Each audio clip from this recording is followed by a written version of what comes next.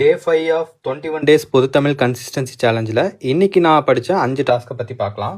So task 1ல் நான் என்ன படித்தேன்னு பார்த்தீங்கன்னா, புணர்ச்சி விதி டாப்பிக்கில் இருந்து மவ்வீறு ஒற்று அழிந்து உயிரீறு ஒப்பவும் வன்மைக்கு இனமா திரிபவும் ஆகும் அப்படிங்கிற கான்செப்ட் வந்து பார்த்துருக்கேன். அண்ட் டாஸ்க் 2ல் பார்த்தீங்கன்னா யூனிட் 7லேருந்து தேவநேய பாவனர் அப்படிங்கிற டாபிக் படித்தேன். அண்ட் டாஸ்க் 3ல் திருக்குறள்லேருந்து அன்புடைமை அதிகாரம்லேருந்து ஃபஸ்ட்டு 5 திருக்குறள் வந்து படிச்சிருக்கேன்.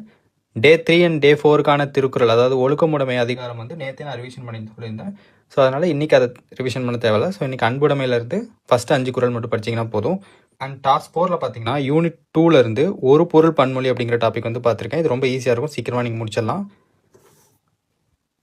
அண்ட் டாஸ்க் 5ல் பார்த்தீங்கன்னா சந்திப்பிழை டாப்பிக்கில் ஒரு 3 கான்செப்ட் வந்து பார்த்துருக்கேன். அண்ட் இந்த 3மே வந்து ஈஸியான இலக்கணம் ஓரியன்டான டாபிக் தான். யூடியூப் பார்த்தாலே உங்களுக்கு ஈஸியாக புரிஞ்சிடும். அண்ட் இதுதான் இன்றைக்கி டேக்கு நான் படித்த 5 task. Good luck to your challenge. Thank you.